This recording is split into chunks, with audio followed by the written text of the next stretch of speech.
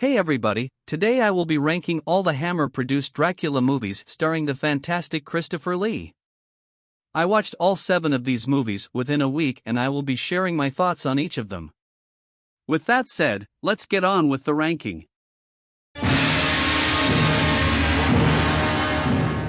In last place, I have Scars of Dracula.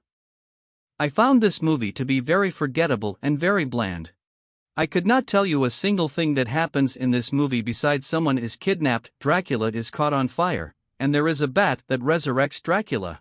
The script is very dull and the storyline is not interesting. Although Christopher Lee gets a lot more screen time than some of his other films, his weird pale makeup is distracting and I don't feel that he is as menacing either. The other characters are quite forgettable as Simon and Sarah are forgettable protagonists. However, I think the actor who plays Clove, Patrick Troughton, is actually quite good and gives probably the best performance of the film, aside from Lee. Next up is The Satanic Rites of Dracula. This is the final film of my viewing of the franchise and I just really didn't care for it. The plot is basically Van Helsing, played brilliantly by Peter Cushing, finds out that Dracula is a part of a satanic cult and that he is planning to create something similar to the plague. It doesn't fit with the Dracula character, because he feels like a James Bond villain at times. But I do actually think there are a few great scenes, with my favorites being the scene in the office where Dracula poses as a reclusive businessman and talks to Van Helsing, and the scene with his speech at the end, which is phenomenal and my favorite acting from Christopher Lee out of the whole series. Inspector Murray returns from the previous film and is great with a few good action moments, and this is the last film where Van Helsing gets to kill Dracula, though here it is a little underwhelming. Next is Taste the Blood of Dracula. Despite having probably my favorite title of the series, I found it very boring at some points and Dracula is sidelined, which is a shame. The film picks up exactly where the previous one left off and it works fine as a sort of duology. There are, however, 2 brilliant characters in Lord Courtley, played hilariously by Ralph Bates, and Hardgood, played by Jeffrey Keane, who surprised me with his performance. Dracula doesn't get to do much in this movie as he gets the children of Jeffrey Keane's character and his Victorian friends to get his revenge for him. By the end, when the main hero Paul shows up to kill Dracula, you feel nothing because Christopher Lee barely had any screen time to that point and his death scene is very stupid and lazy.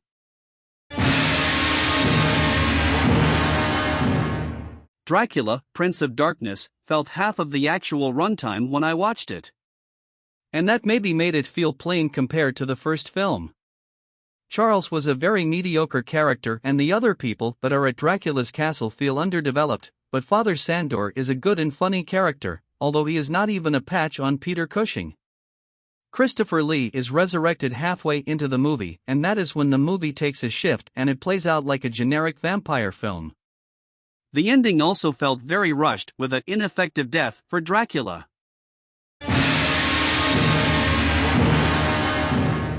Probably my most controversial choice, but I had a lot of fun with Dracula AD 1972. The opening with a returning Van Helsing and Dracula fighting on the carriage is brilliant, and the final chase between the two was awesome, and includes one of my favorite Dracula deaths. This is definitely the most cheesy film and the location of the swinging 70s proves that this is very different to the previous ones. The soundtrack is catchy but doesn't fit some of the scenes and the middle act felt a bit slow, but there are some brilliant and lively performances by Christopher Lee, Peter Cushing, and Christopher Neame. At number 2, is Dracula Has Risen from the Grave. I like this movie a lot more than I thought, and maybe that's because of the extended screen time of Dracula and that there are a lot of great characters in Ernst, Xena, and the priest. The main character, Paul, is an atheist, so that makes for some good conflict between characters and ends up leading to him not being able to kill Dracula.